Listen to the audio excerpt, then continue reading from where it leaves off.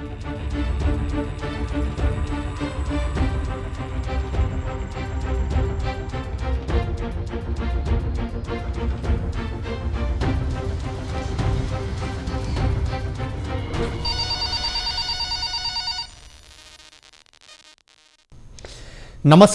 कार्यक्रम कल 24 मा यहाँलाई स्वागत छ। म राजीव खत्री। नेपालमा जागिर खाने दुई तरिका छन्। पहिलो तरिका भन्छुन र दोस्रो तरिका चाहिँ प्रतिस्पर्धामा खरो उत्रिएर। भन्छुनले प्राथमिक विद्यालयदेखि विश्वविद्यालयसम्म थलिएका छन्। विद्यालयका प्राचार्य, विश्वविद्यालयका डिन, रजिस्ट्रार, उपकुलपति र नेता मन्त्रीसम्मको पावर लगाएर जुनसुकै नाममा भए पनि शिक्षक लेक्चररका रूपमा प्रवेश गर्ने अनि केही वर्ष पढाएपछि अब हामीलाई सोझै स्थायी गर्नु पर्यो भन्दै आन्दोलन गर्ने यो व्यतिथिले क्षमतावानको बाटो समेत छेकिरहेको छ। त्रिवीमा त यसपटक खुल्ला प्रतिस्पर्धालाई रोक्ने गरी गरेको आफ्नो नियम नै संशोधन गरेको थियो। त्यो रोक्न सर्वोच्चले नै आदेश जारी गर्यो। यस्तो व्यतिथि विद्यालयदेखि नै सुरु भएका छन्।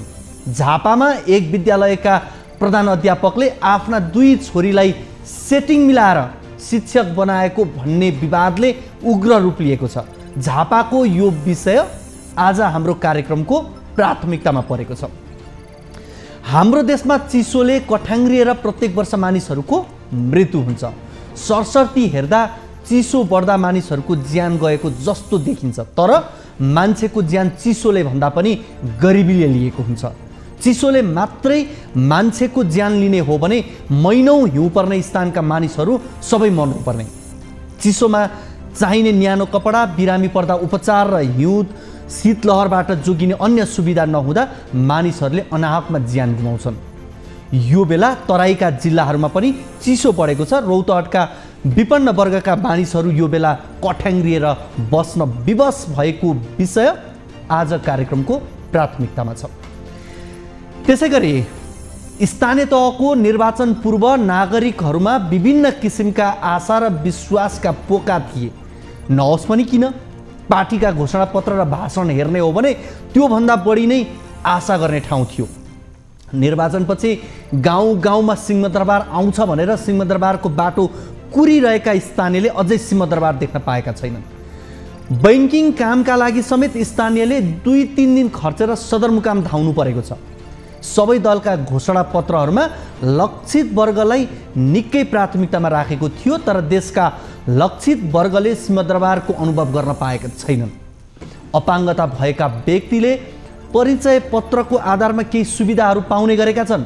सोही कारण उनीहरू परिचय पत्र लिन स्थानीय निकाय जाने गर्छन्, तर स्थानीय निकायले बेवास्ता गर्दा उनीहरू मर्कामा पर्ने गरेका छन्। मुगुका विभिन्न पालिकाहरूमा यस्तै घटना भएको छ। यो विषय पनि आजको हाम्रो प्राथमिकतामा छ। यसको अलावा तपाईहरूको गुनासोलाई हामी कार्यक्रममा प्रत्यक्ष समेट्नेछौँ।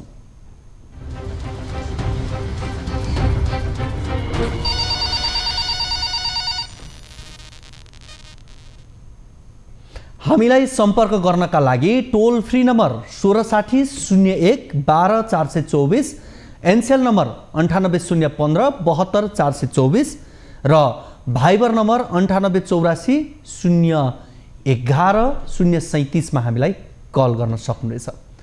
जुन कुनै समस्या, जुनसुकै जिज्ञासा यहाँहरूले कार्यक्रममा निर्धक्कसँग राख्न सक्नुहुनेछ। तपाईँले राख्नुभएको समस्या, जिज्ञासामाथि केन्द्रित रहेर हामी कुराकानी गर्नेछौँ। कार्यक्रमको सुरुवातमा लागौँ पहिलो रिपोर्टतर्फ। भारतको मेचीनगरमा एक सामुदायिक विद्यालयका प्रधान अध्यापकले पदको दुरुपयोग गर्दै धमाधम आफ्ना छोरीहरूलाई मात्रै शिक्षकमा नियुक्ति गरेको स्थानीयले आरोप लगाएका छन्। मेचीनगर 7 गोमनसरी स्थित अरनीको माध्यमिक विद्यालयका प्रधान अध्यापक अग्नि घिम्रेले आफ्ना दुई छोरीलाई विद्यालयको शिक्षकमा छनौट गरेको भन्दै स्थानीय आक्रोशित बनेका हुन्। त्यसको विरोधमा स्थानीय आन्दोलित समेत भएका छन्। झापाबाट टिभी जर्नलिस्ट युवराज आचार्यले पठाएको यो रिपोर्ट हेरौँ।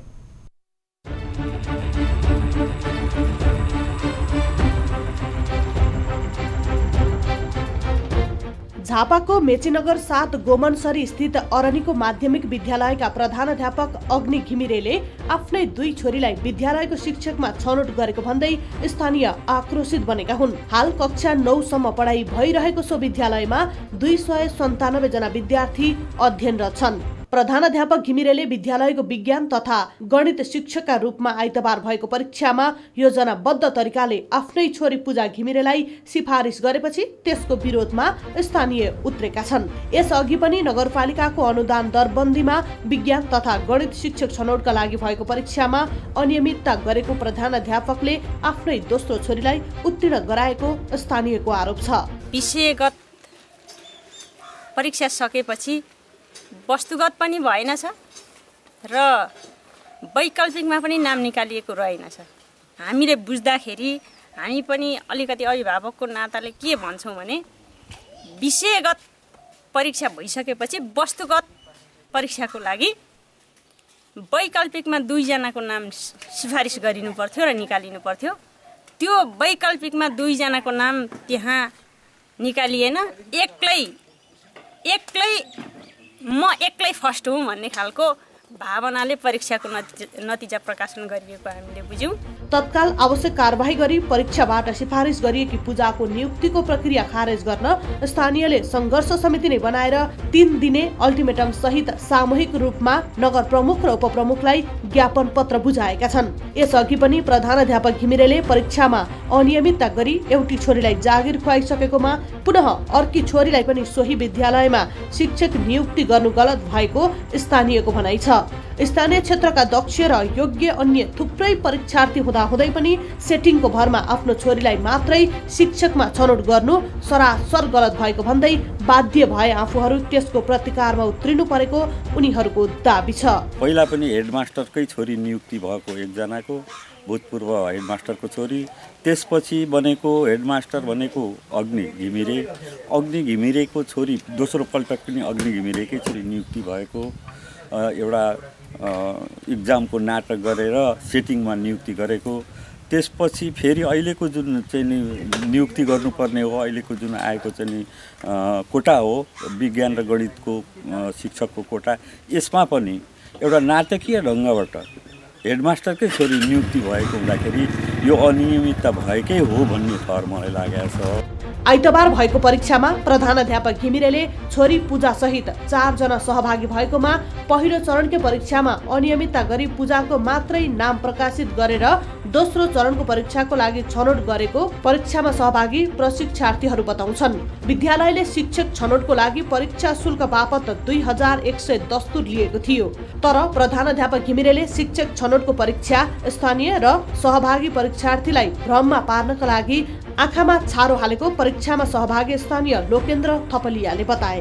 हिजोका दिनमा जुन किसिमले यहाँ परीक्षा सञ्चालन गरिन्थ्यो अनि जुन किसिमले तपाईँको दरबन्दी खोलिन्थ्यो, जसरी सटाकसुटुक रूपमा दरबन्दीलाई चाहिँ छोपिन्थ्यो अनि तपाईँको एउटा प्रभाव भएर चाहिँ उहाँले जुन किसिमले तपाईँको एउटा पद दुरुपयोगको मुद्दा स्थानीयबाट लागेको छ र फेरि पनि आज यही पद दुरुपयोग र तपाईँको अनियमितताको कारण हामीले परीक्षा फेस गर्दै गर्दाखेरि पहिलो चरणमै वस्तुगत चरणमै अरू सबै प्रतिस्पर्धी फ्यालिनु अनि त्यहाँदेखि तपाईँको एक्लो रूपमा स्वयं प्रभावको छोरी चाहिँ छानिनु कतिको सान्दर्भिक छ। तर यस विषयमा आफूलाई केही जानकारी नै नभएको प्रधानाध्यापक घिमिरे बताउँछन्। परीक्षाको दिन आफू निजी काममा भएकोले आफ्नो कुनै संलग्नता नभएको उनको दाबी छ। आफ्नी छोरी पनि परीक्षामा सहभागी भएको र परीक्षाको प्रक्रियामा उनी नै पास भएकाले नियुक्ति सिफारिस गरेको घिमिरे बताउँछन्। पहिलो परीक्षामा 50 वटा प्रश्न वस्तुगत प्रश्नहरू, त्यो वस्तुगत प्रश्नमा 25 वटा अनिवार्य मिलाउनु पर्ने अथवा 50 अङ्क प्राप्त गर्नुपर्ने प्रावधान अन्तर्गत पहिलो परीक्षामा त्यो काकताली परेको भनौँ या मलाई आरोप लाउनलाई मिलेको भनौँ, मेरो छोरी चाहिँ पास, अरू चाहिँ फेल भइसकेपछि पहिलो परीक्षामै अरूले बहिर्गमन हुनुभयो र दोस्रो परीक्षा त्यो समितिले दोस्रो परीक्षा लियो। दोस्रो परीक्षा लिएर नतिजा प्रकाशन गरेर सम्पूर्ण कुरा गरेर हिजो चाहिँ यहाँ हाजिरका निमित्त चाहिँ बोलाएको। विद्यालयमा पदको आडमा नातावाद लाद्नु पक्कै गलत हो। यी र यस्ता प्रवृत्तिले नै गर्दा देशमा दक्ष, योग्य र सक्षम नागरिक रोजगारीबाट वञ्चित हुन बाध्य छन्। त्यसमा पनि शिक्षा जस्तो पवित्र क्षेत्रमा यस्तो परिपाटीको अन्त्य नहुने हो भने विद्यार्थीको भविष्य नै बिग्रने निश्चित छ। दर्शकवृन्द, हामीले झापाको एक विद्यालय जुन मेची नगरमा रहेको विद्यालय अरनीको माध्यमिक विद्यालयमा प्रधानाध्यापक अग्नि घिमिरेले आफ्नै दुवै छोरीलाई विद्यालयको शिक्षिका बनाएको वा छनौट गरेको विषयमा यो रिपोर्ट राख्यौँ र यति बेला स्थानीयहरू आक्रोशित पनि छन्। यसै विषयमा कुराकानी गर्नका लागि विशेष गरी यो नियुक्तिलाई लिएर त्यहाँ सङ्घर्ष समिति समेत गठन भएको छ, जसको संयोजक मेघराज बस्नेत हुनुहुन्छ। उहाँसँग हामी फोनमा कुराकानी गर्छौँ। यति बेला उहाँ हाम्रो फोन सम्पर्कमा आइसक्नु भएको छ। मेघराजजी, कार्यक्रम कल 24मा यहाँलाई स्वागत छ। हजुर, धन्यवाद सर। हजुर, हामीले भर्खरै यो प्रधान अध्यापकले आफ्ना दुवै छोरीलाई विद्यालयमा शिक्षकको रूपमा नियुक्ति गरेको विषय राख्यौँ। अब प्रधान अध्यापकको छोरी भन्ने बित्तिकै उहाँको योग्यता पुगेको रहेछ, योग्य हुनुहुन्थ्यो भने नाम निस्किनु त स्वाभाविक नै होला। के आधारले यहाँहरूले उहाँ चाहिँ अयोग्य हो भनेर भन्न खोज्नु भएको हो? अयोग्य भन्दा पनि यस्तो हुन्छ कि अयोग्य होइन, उहाँ पनि योग्य नै होला, पढे लेखेको हुनुपर्छ, मास्टरको हेड सरको छोरी भन्दैमा अयोग्य हुन्छन् भने होइन।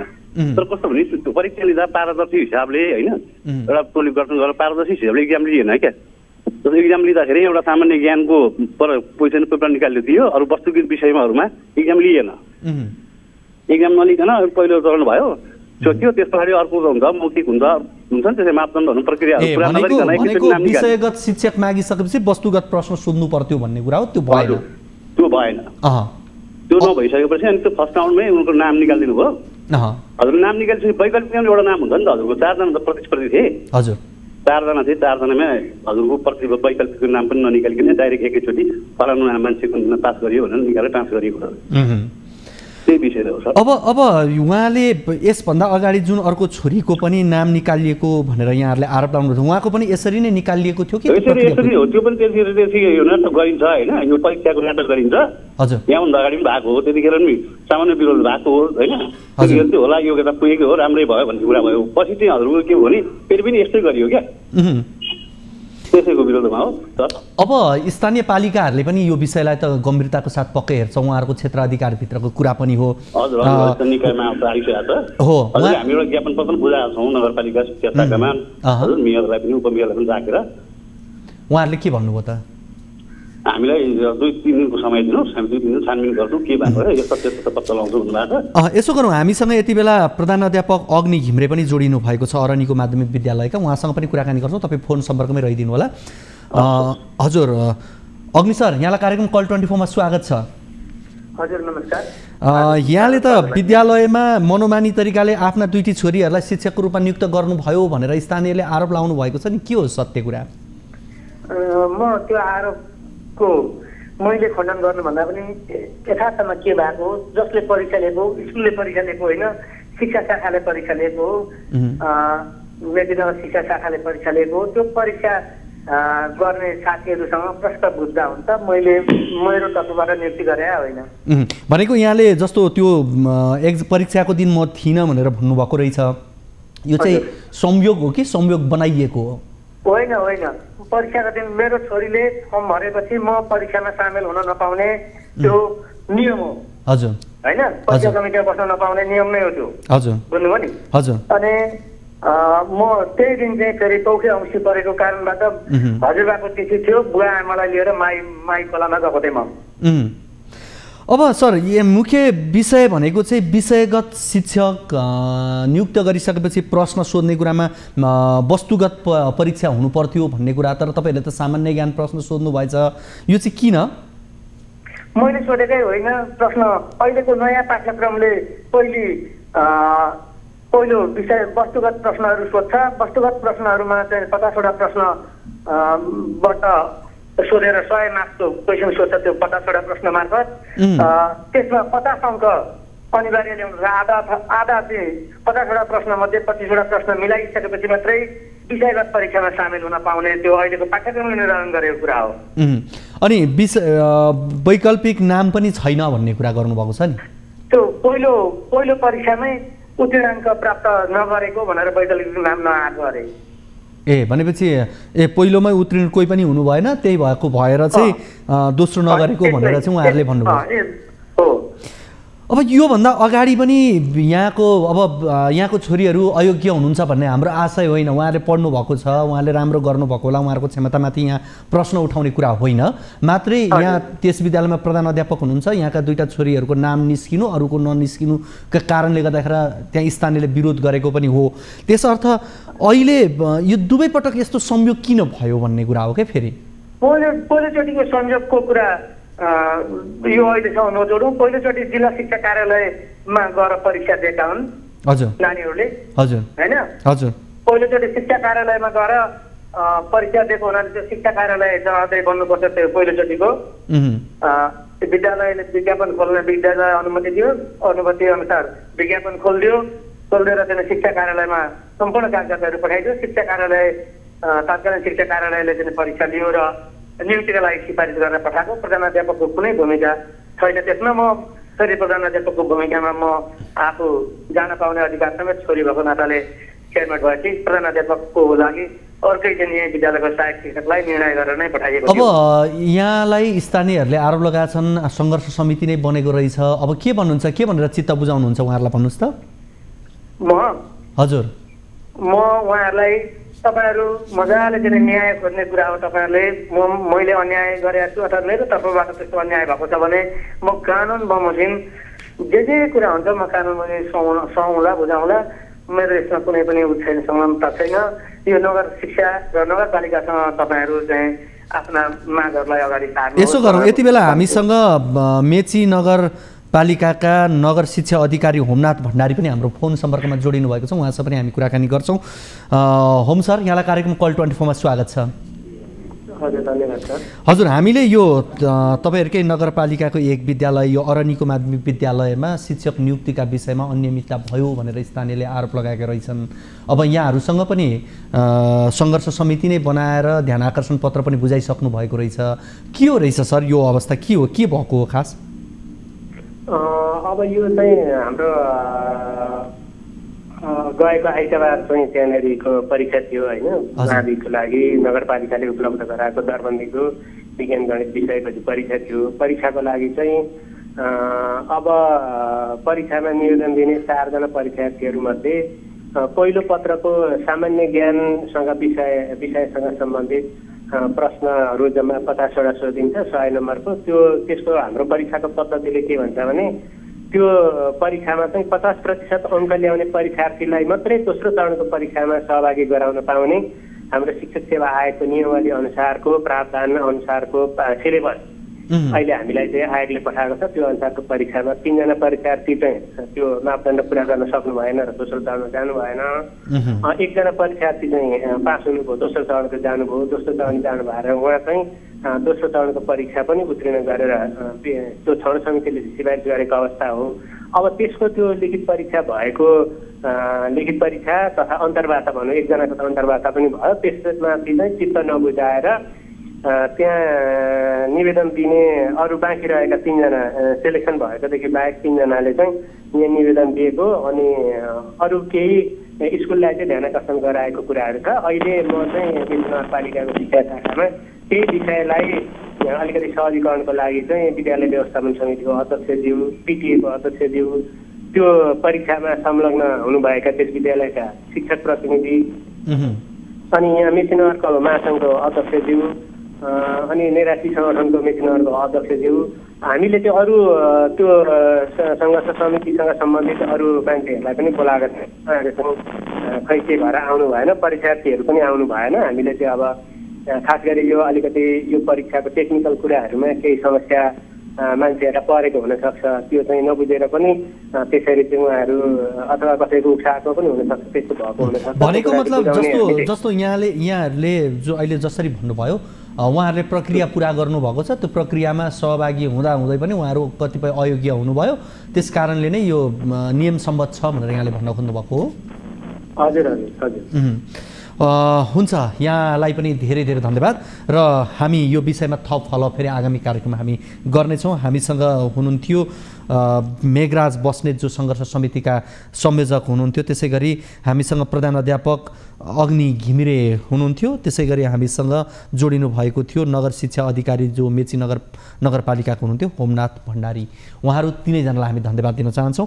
र हामीले यो विषय विशेष गरी त्यहाँ स्थानीयले सङ्घर्ष समिति गठन गरेरै शिक्षक नियुक्तिको विषयमा प्रश्न उठाइसकिसकेपछि यो विषयलाई हामी अगाडि ल्याएको हौँ र वस्तुगत परीक्षामा सामेल नगराइएको विषय प्रक्रिया सम्मत रहेको भन्ने कुरा नगर शिक्षा अधिकारीको कुरा छ र यसमा प्रधान अध्यापकको पनि कुरा छ र म यो विषयमा मैले प्रवेश गरेको छैन भनेर उहाँले आफ्नो स्पष्टोक्ति राख्नु भएको छ। जे होस्, कानुनी प्रक्रियामा के छ यो विषय भने पक्कै पछि पनि हामी फलोअप गर्नेछौँ र यसका जटिलता, यसभित्रका अन्य कमी कमजोरीहरू भएका भए त्यसलाई पनि हामी कार्यक्रममा फलोअप गर्नेछौँ र हामीले कार्यक्रममा यो विषयलाई आज राख्यौँ। र विशेष गरी नियुक्ति प्रक्रियामा बेला बखतमा यस्ता अनियमितता भएको पाइन्छन् र कतै यहाँ पनि भएको होइन भन्ने मात्रै हाम्रो चासो हो। र यहाँ कोही कसैको छोरा या छोरी हुँदैमा ऊ अयोग्य हुन्छन् भन्ने विषय पनि होइन। हामीले त्यो एङ्गलबाट यो प्रश्न उठाएका पनि होइनौँ, मात्रै लगातार दुवै शिक्षक नियुक्ति प्रक्रियामा करिब उस्तै अवस्था भइसकिसकेपछि यसमा केही इन्टरनल समस्या भएको हो कि भनेर हामीले यो प्रश्न उठाएका हौँ। हामीले तिनैजनासँग यो विषय कुराकानी गरिसकेका छौँ। अब यसका बाँकी भित्री कुरा के हुन् उहाँहरू जान्नुहोस्। आगामी दिनमा बाहिर आएछन् भने यो कुरालाई हामी कार्यक्रममा राख्नेछौँ। अब लागौँ दोस्रो रिपोर्टतर्फ। प्रत्येक वर्ष चिसोयाम आर्थिक रूपले पछि परेका समुदायका लागि सङ्कट बनेर आउँछ। जाडोमा लगाउने न्याना कपडा र ओड्ने ओछ्याउनेको अभावमा उनीहरू निकै कष्टकर जीवन बिताउन बाध्य छन्। राज्यले गरिबी निवारणको लागि भनेर खरबौँ रकम खर्च गरे पनि गरिबहरूको अवस्था खासै सुधार हुन सकेको छैन। गरिब समुदायलाई आफ्नो लागि आवश्यक न्याना कपडाहरू किन्न सक्ने बनाउन पनि राज्य असक्षम भएको छ। रौतहटबाट टिभी जर्नलिस्ट बाल विक्रम कार्कीले पठाएको यो रिपोर्ट हेरौँ।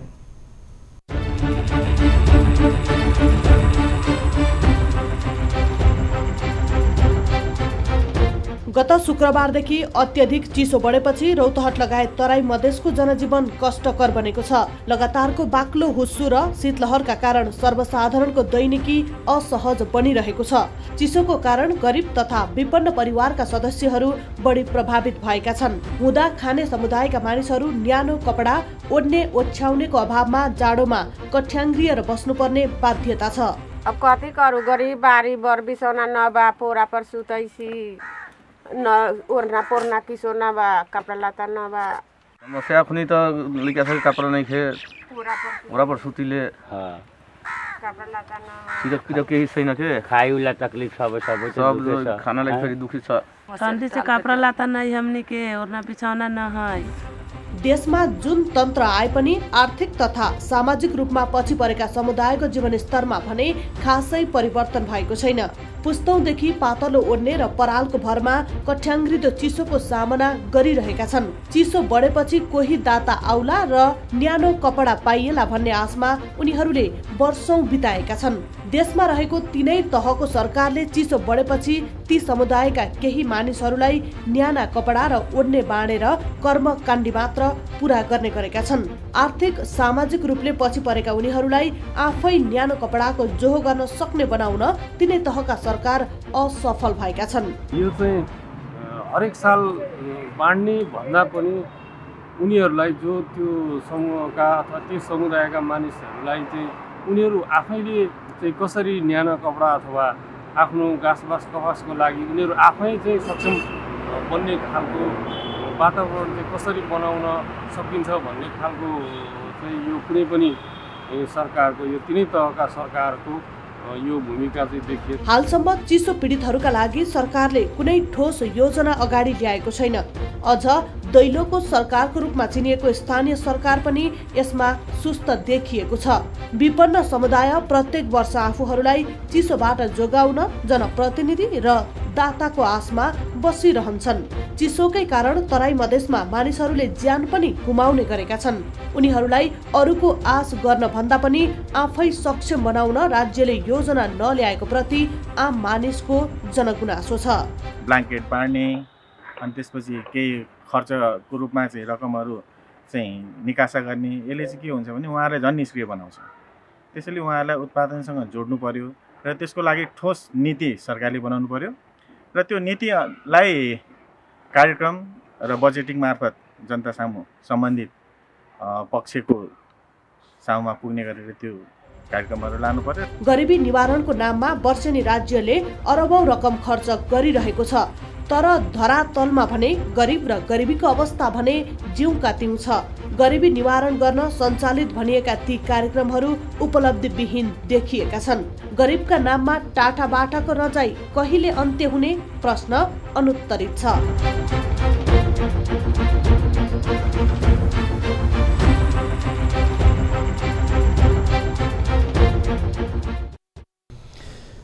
दर्शकवृन्द, हरेक वर्ष चिसो हुन्छ, हरेक वर्ष गर्मी हुन्छ, वर्षा हुन्छ। यो मौसमको नियति हो, प्रकृतिको नियति हो।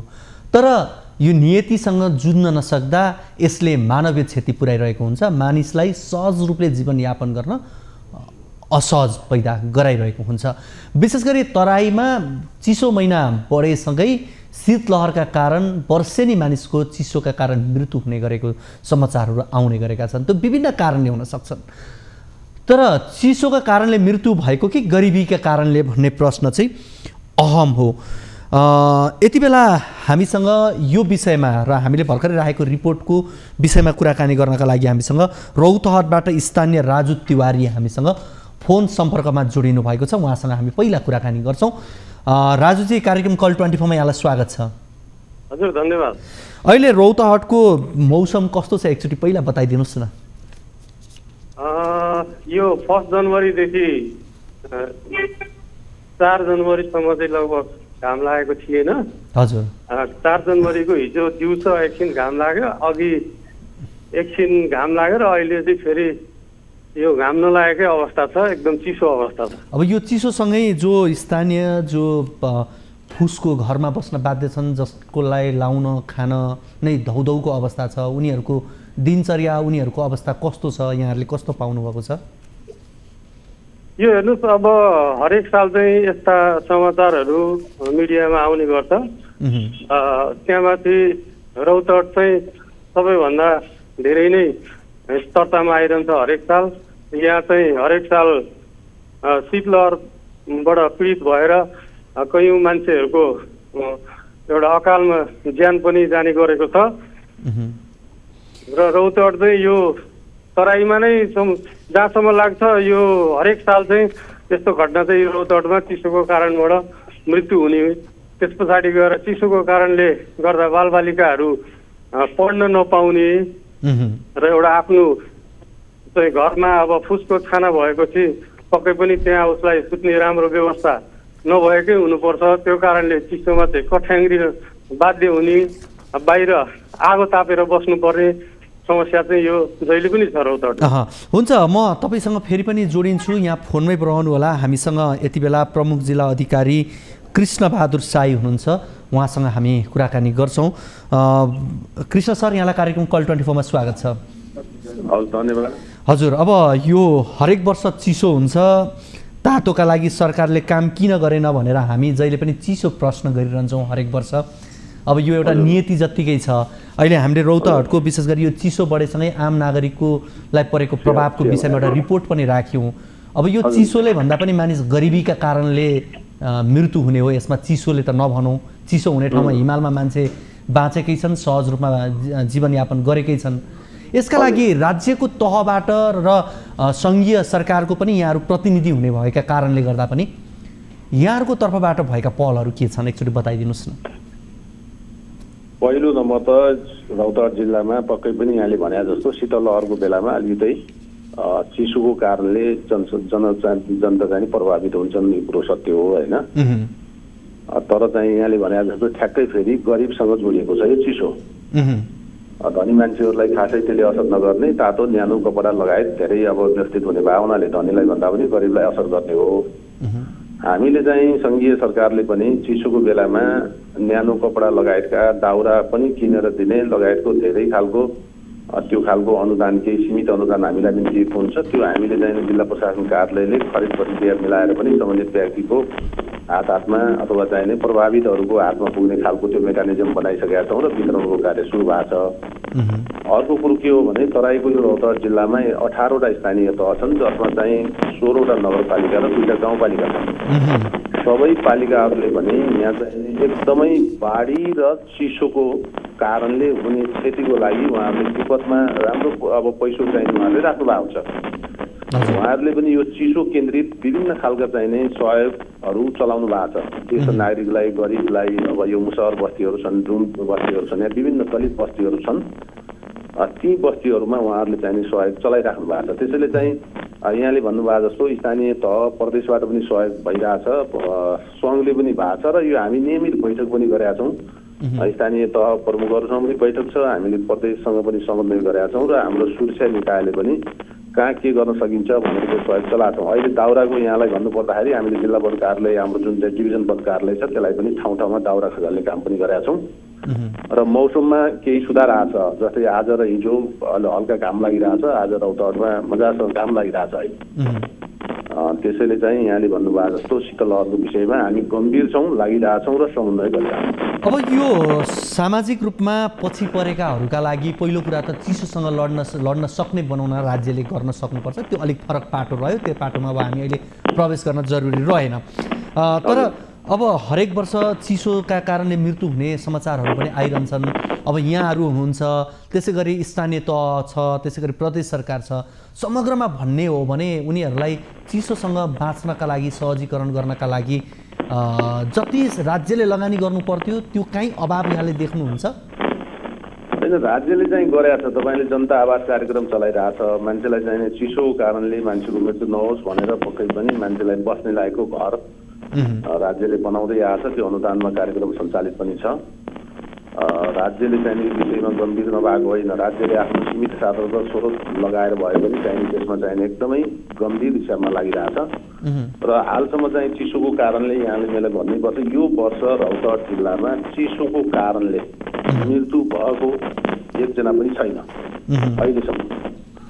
त्यसैले चाहिँ अब चिसोको कारणले गत विगतमा यति मरे उति मरे अथवा मृत्यु भयो भन्ने खालको जुन खालको डाटा जान्थ्यो त्यो खालको चाहिने हामीले एकदमै नजिकबाट निहालेर हेरेका छौँ र हामीले त्यो खालको नेपाल सरकारले चिसोबाट मृत्यु भएको मान्छेलाई क्षतिपूर्ति सहित राज्यले दिने व्यवस्था पनि गरेका छ, त्यो बजेटको व्यवस्था पनि गरेका छ। त्यसैले चाहिँ चिसोको कारणले मृत्यु भएको र त्यो चाहिने जुन बाहिरबाट जे भनिएको छ त्यो खालको अवस्था चाहिँ होइन। रौतहट जिल्लामा हामी यो विषयमा चाहिँ गम्भीर छौँ, लागेका छौँ। त्यसैले चाहिँ यसलाई चाहिँ म सरलाई म एकैछिन म लाइनमै बस्न अनुरोध गर्छु। यति बेला हामीसँग राजु तिवारी जो स्थानीय हुनुहुन्छ, उहाँ पनि हाम्रो फोन सम्पर्कमै हुनुहुन्छ। राजुजी, हजुर, सरकारको तर्फबाट यस्तो भइदिएको भए हुन्थ्यो या तपाईँले देख्नुभएका कुनै त्यस्ता आफूले भोगिरहँदा त्यहाँ देखिरहँदा जे देख्नुभएको छ यहाँले त्यो हिसाबले प्रमुख जिल्ला अधिकारीज्यूलाई तपाईँले भन्नुपर्ने केही कुरा छन्? अब हेर्नुहोस् न, अब हरेक साल अब सरले भन्नुभएको कुरा मैले सबै सुने अहिले। अब सरकारी तवरबाट होस् अथवा गैर सरकारी संस्थाहरूबाट होस् अथवा व्यक्तिगत रूपमा चाहिँ हरेक साल रौतहटमा कमल बाँड्ने, दाउरा बाँड्ने, स्वेटर बाँड्ने यो चाहिँ हरेक साल हुन्छ होइन। तर यो चाहिँ दीर्घकालीन समाधान होइन है। अब कमल बाँड्न पर्ने अवस्थाको मान्छेलाई ऊ आफैले कमल कसरी किन्न सक्छ भन्ने कुरामा चाहिँ सरकारको कहिले पनि ध्यान गएको जस्तो हामी स्थानीयवासीलाई लाग्दैन होइन। अब हरेक सालै कमल बाँडेर, स्वेटर बाँडेर अथवा दाउरा नै बाँडेर त यो त समस्याको समाधान त हुने होइन।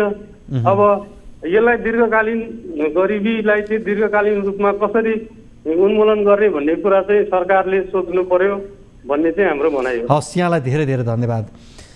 प्रमुख जिल्लाधिकारीज्यू, यहाँलाई अन्त्यमा उहाँको भनाइमा थप केही राख्दै केही भन्न छ भने भन्नु होला।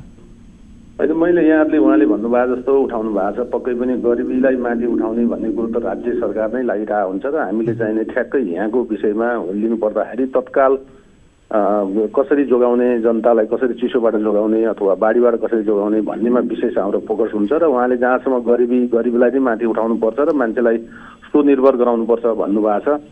अब यो राज्य तहबाटै भइरहेको र प्रदेश तहबाट पनि भएको छ, स्थानीय तहबाट पनि भएको छ। विभिन्न रोजगारीका अवस्थाहरू सिर्जना हुँदै गएका छन्। हिजोको भन्दा आजको अवस्था राम्रो हुन्छ भएको पनि छ र भोलि पक्कै पनि राम्रो हुँदै जानेछ भन्ने हामी चाहिँ आशावादी छौँ। त्यसैले उहाँले उठाउनु भएको चिन्ताको विषयमा राज्य नै गम्भीर भएको हुनाले मैले चाहिँ नि यसमा चाहिँ धेरै भनिरहनु परेन है त। हस्, यहाँलाई धेरै धेरै धन्यवाद। धन्यवाद, नमस्कार।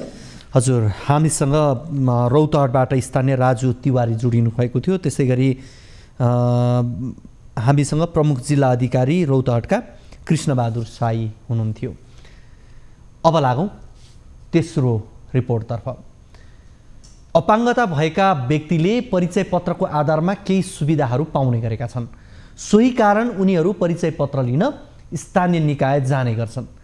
तर स्थानीय निकायले बेवास्ता गर्दा उनीहरू मर्कामा पर्ने गरेका छन्। मुगुको छायानाथ रारा नगरपालिकामा यस्तै घटना भएको छ। त्यहाँ नगरपालिकाका 112 जनाले परिचय पत्रका लागि निवेदन दिए पनि ती निवेदन नगरपालिकाका भवनभित्र थन्किएर बसेको छ। मुगुबाट टिभी जर्नलिस्ट दानबहादुर बुढाले पठाएको यो रिपोर्ट हेरौँ।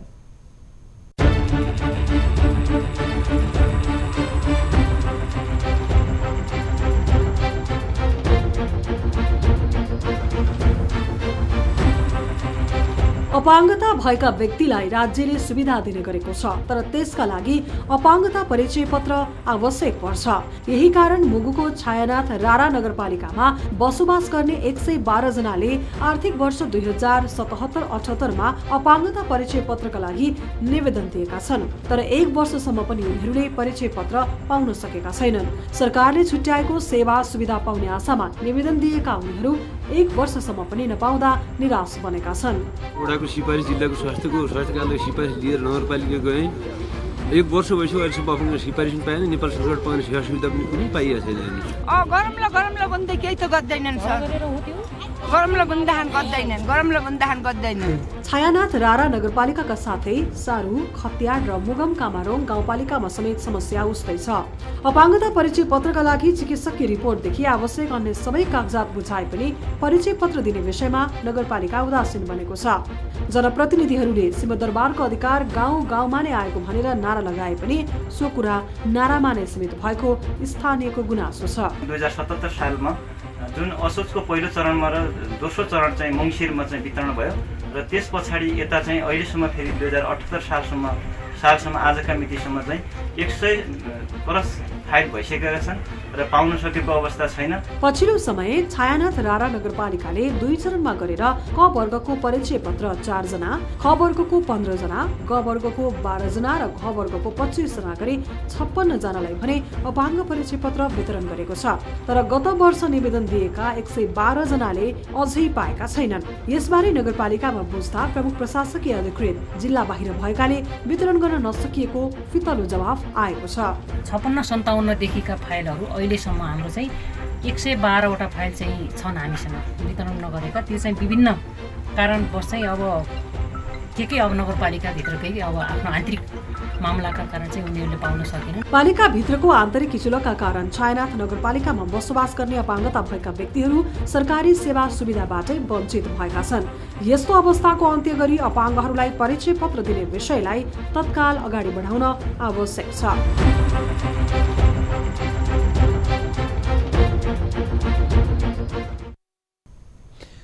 मुगुबाट टिभी जर्नलिस्ट दानबहादुर बुढाले पठाएको यो रिपोर्ट यहाँहरूबीच हामीले राख्यौँ। विशेष गरी अपाङ्गता भएका व्यक्तिले परिचय पत्रको आधारमा पाउनुपर्ने, राज्यबाट पाउनुपर्ने विभिन्न सुविधाहरू पाउँछन्। तर विशेष गरी अपाङ्गता भएका व्यक्तिहरूलाई जुन परिचय पत्र आवश्यकता पर्छ त्यो परिचय पत्र नै उनीहरूले पाउन सकेका छैनन्। त्यो पनि 55-56 सालदेखि अहिलेसम्म आएका नामहरू थन्किएर बसेको छ।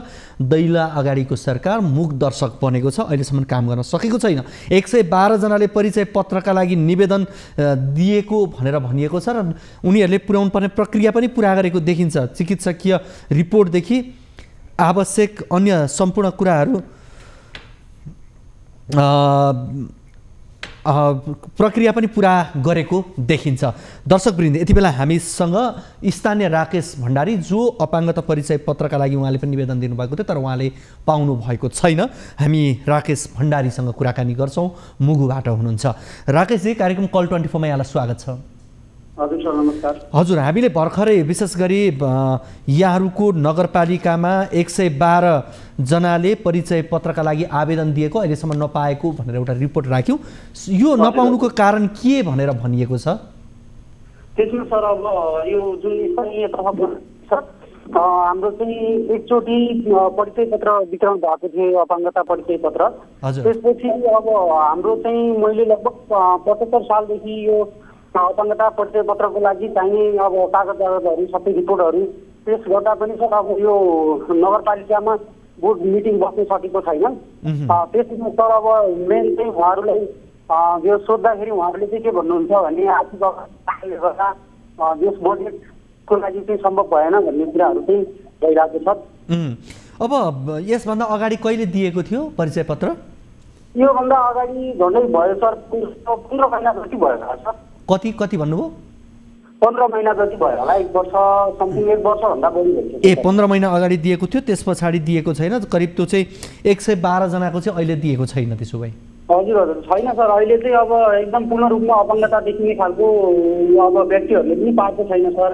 अब मैले नि भयो सर लगभग 1-1.5 वर्ष भयो प्रोसेस गरेको, अब त्यो कुनै पनि भएको छैन सर। यसको लागि चाहिँ यति दुःख भएको छ। अब राकेशजी, तपाईँ आफू चाहिँ कस्तो अपाङ्गता हो? म चाहिँ आँखा सम्बन्धी हो सर। हजुर, आँखा सम्बन्धी। आँखा देख्नुहुन्न यहाँले चाहिँ, पूर्ण रूपै देख्नुहुन्न?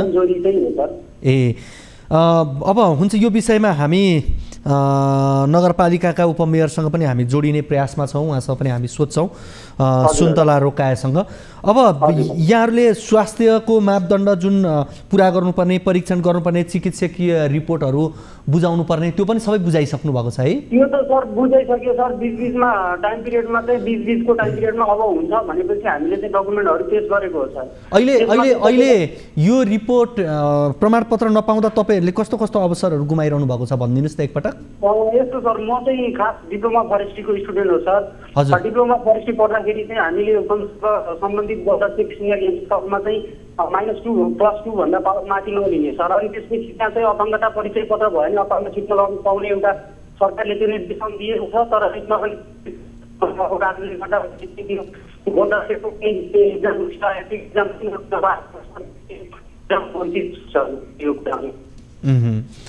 अब हामीले छायानाथ रारा नगरपालिकाकी उपप्रमुख सुन्तला रोकाएसँग कुराकानी गर्न खोजेका थियौँ। उहाँले म मिटिङमा छु भनेर भन्नुभयो अरे र उहाँले कुराकानी गर्न मान्नु भएन भनेर मैले यहाँ जानकारी पाएको छु। फेरि पनि हामी प्रशासकीय अधिकृत वा मेयरसँग जोडिन सक्छौँ कि त्यो प्रयास हामी गरिरहेका छौँ। अब तपाईँ जस्तै अन्य अपाङ्गता भएका व्यक्तिहरू जो विभिन्न अवसरहरूबाट वञ्चित हुनुभएको होला, त्यो सँगै जस्तो अपाङ्गता परिचय पत्र दिइसकेपछि स्थानीय पालिकाले पनि केही व्यवहारहरू भोग्नुपर्ने, उहाँहरूले मन्थली पैसाहरू दिनुपर्ने, त्यस्तो केही हुन्छ? त्यस्तो छ, त्यसमा वर्गहरू जुटाएको हुन्छ।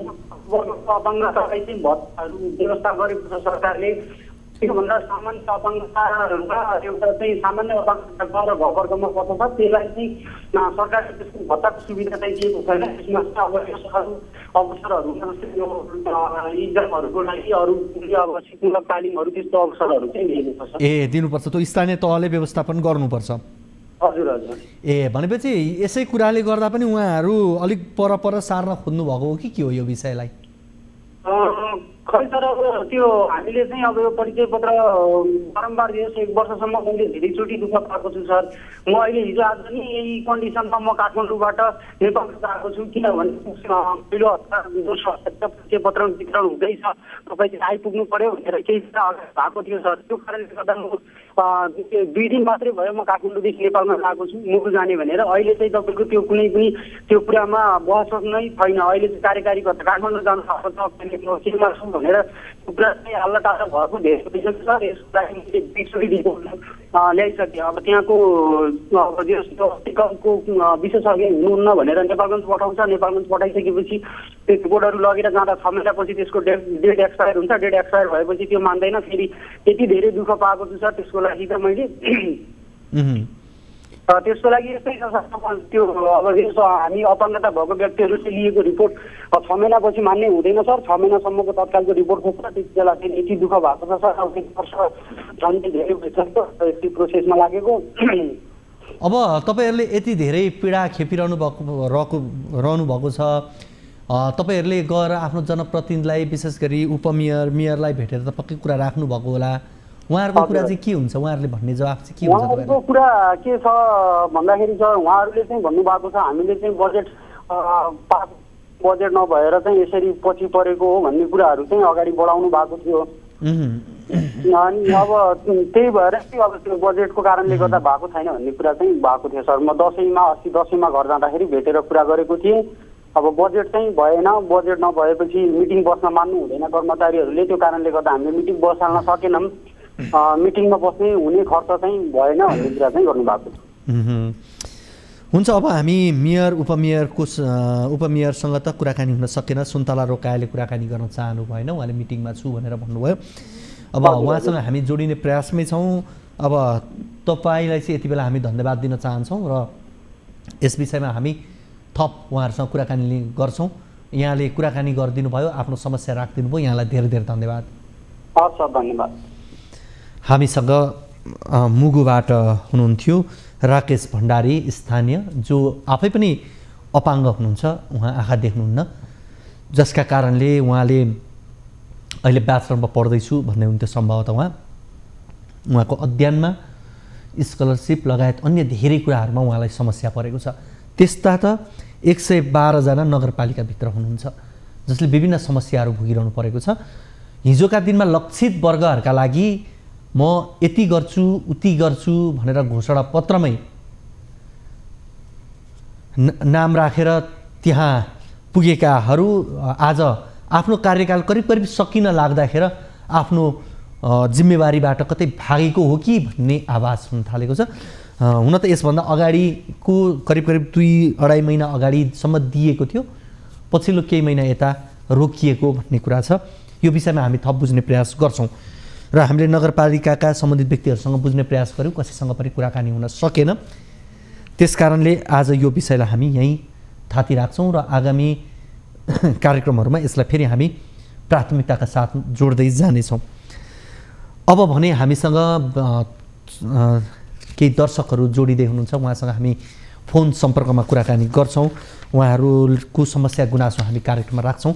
तपाईँको पनि कुनै समस्या गुनासोहरू कार्यक्रममा छन् भने हामीलाई राख्न सक्नेछ। यहाँहरूलाई हामीले विभिन्न माध्यमहरू बताइरहेका छौँ, विशेष गरी यहाँहरू फोन वा भाइबर मार्फत हामी कहाँ जोडिन सक्नुहुनेछ, जसका लागि हाम्रो टोल फ्री नम्बर रहेको छ। तपाईँको समस्या गुनासो राख्नका लागि 1660 01 12 424, त्यस्तै गरी एनसेल नम्बर 98 015 72 424, त्यस्तै गरी भाइबर नम्बर रहेको छ 9884 011 037 मा हामीलाई कल गर्न सक्नेछ। त्यस्तै गरी भाइबरमा यहाँहरू प्रत्यक्ष पनि जोडिन सक्नुहुनेछ।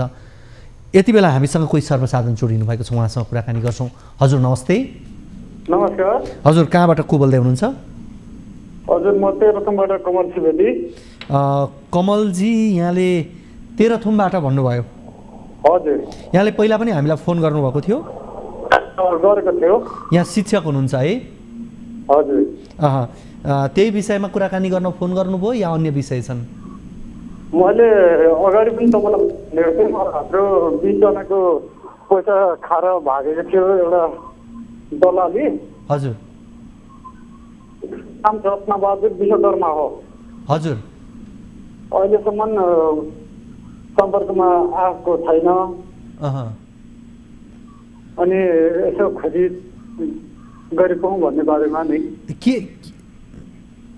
तपाईँले जो सम्बन्धित व्यक्ति हुनुहुन्छ उहाँको नम्बर जुन दिनुभएको छ, उहाँको मोबाइल अफ छ, तपाईँले कल गर्दा पनि अफै हो कि उहाँले कुराकानी गर्नुहुन्छ कि के छ?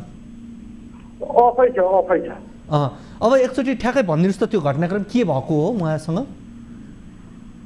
म भन्न झापा झरिया चाहिँ तल खसाने,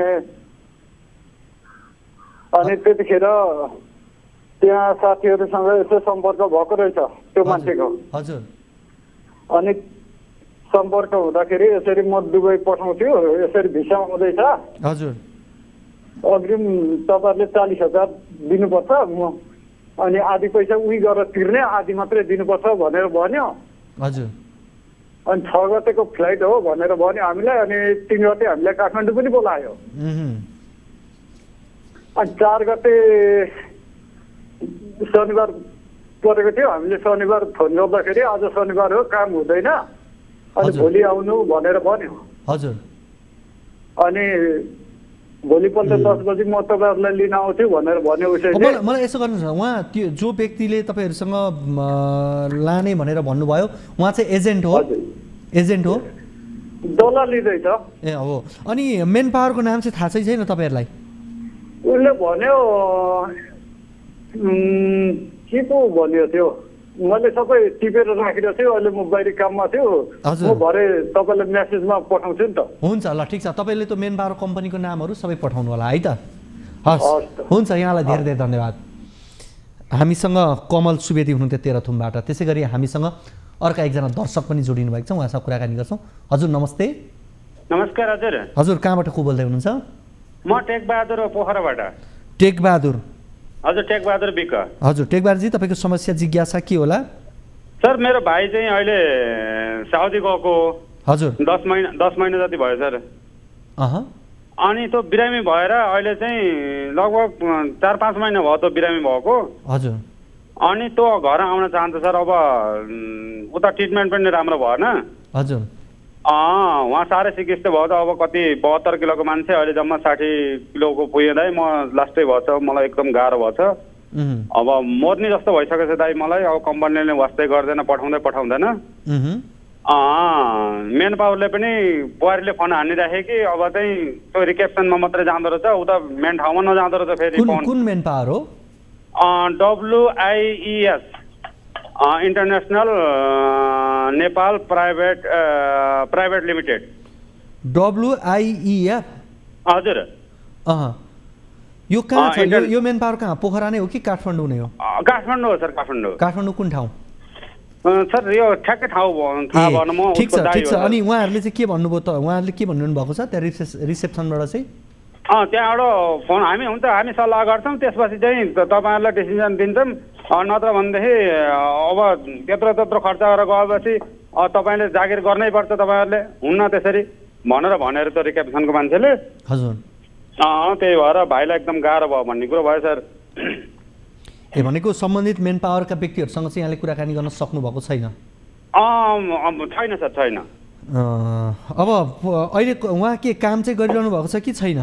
छैन सर, छैन। लगभग यो 1 महिना जति हो सर सुतेको बसेको। त हिँड्डुल गर्न नि सक्दैन, पकाएर खान नि सक्दैन। कम्पनीले केही दिएको छैन, खाना बस्न दिएको छ अरे, चाहिँ खाना दिएको छैन अरे सर। अनि के मेडिकल रिपोर्ट उहाँ अस्वस्थ हो भन्ने कुरा त आइसक्यो नि कि छैन? के छ?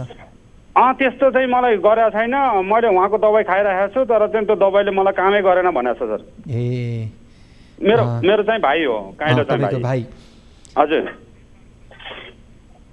यति बेला हामीसँग मेन पावरका प्रतिनिधि हामीसँग जोडिनु भएको छ, उहाँसँग हामी कुराकानी गर्छौँ। हजुर नमस्ते। हेलो नमस्ते। हजुर तपाईँ मेन पावर कम्पनीबाट हुनुहुन्छ है? तपाईँको मेन पावर कम्पनीको नाम एकचोटि भनिदिनु न। वाइस इन्टरनेसनल। हजुर, हामीसँग तपाईँहरूकै मेन पावरबाट चाहिँ टेकबहादुर विकको भाइ भन्नुभएको छ। उहाँले पोखराबाट साउदी जानुभएको रहेछ, उहाँ साउदीमा बिरामी हुँदो रहेछ, नेपाल ल्याउने भने। हजुर विष्णु विक। के विक भन्नुभयो यहाँले? विष्णु विक होला सायद उहाँको नाम। विष्णु विक हो टेकबहादुरजी? हजुर विष्णुबहादुर विक हो रहेछ। के छ मलाई नेपाल ल्याउने कुरा? भइसक्यो सबै हाम्रो यता कम्पनीबाट। ल्याउने कुरा भइसक्यो? हजुर भइसकेको छ। बिहान उहाँले फोन गर्नुभएको थियो, उहाँको चाहिँ हेल्थको प्रब्लम रहेछ, उता कम्पनीबाट हामीले कुरा गरेको हो होइन। हजुर। अब विश्व हुने कन्डिसनमा इन्सुरेन्सहरू हुन्छ नि त, सबै कम्पनीले गर्ने कुरा थियो। तर उहाँलाई चाहिँ अब धेरै थोरै भएको भएर चाहिँ आज उहाँसँग र यता कम्पनीसँग सबै कुरा भइसकेको छ। हजुर। यता हाम्रो बोसले कुरा गर्दै हुनुहुन्छ, उहाँको सर्ट आउट हुन्छ यहीँबाट। भनेपछि कति समय लाग्ला त्यो केही भन्न सकिन्छ? साउदीबाट अब बिहान बोससँग कुरा भएको छ है। हजुर। अब मैले त अब फेरि के भन्ने, म त स्टाफ हो, बोससँग त छिटो कुरा होइन। जस तपाईँ स्टाफकै तपाईँको अनुभवले पनि जस कति समय जति लाग्ला भन्ने कुरा नि? यस्तो अब के भन्छ टेक जुन हुनुहुन्छ नि विष्णुबहादुर विकको दाइ हजुर हजुर उहाँ कहाँ हुनुहुन्छ नेपालमा हुनुहुन्छ कि टेकबहादुर विक हामीसँग फोन सम्पर्कमै हुनुहुन्छ यति बेला टेकबहादुर चाहिँ केही छ उहाँ भन्नुहोस् त उहाँलाई सुनिरहनु भएको छ उहाँको नम्बर दिदिनु हामीलाई हैन हामीसँग डाइरेक्ट कम्युनिकेसन गर्न भन्नु उहाँलाई ए टेकबहादुर जी कुरा गर्नुहोस् त एकचोटि उहाँसँग तपाईँको नम्बर दिनुहोस् पनि भन्दै हुनुहुन्छ उहाँले यो नम्बर दिदिनु उहाँलाई हैन हजुर नमस्कार नमस्कार हुन्छ टेकबहादुर जी यसो गर्नुहोस् तपाईँ फोन राखेर उहाँलाई कल गरेर तपाईँको नम्बर उपलब्ध गराइदिनु उहाँ है त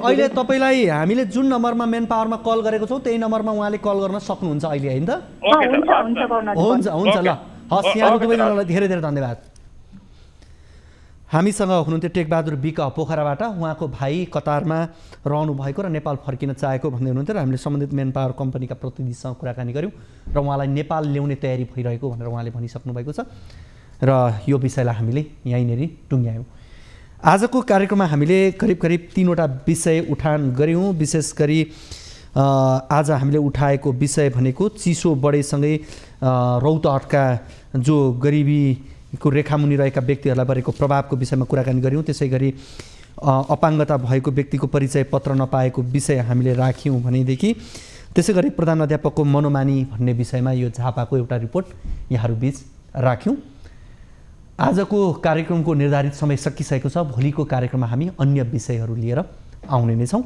तबसम्मका लागि बिदा दिनुहोस् हवस् त नमस्ते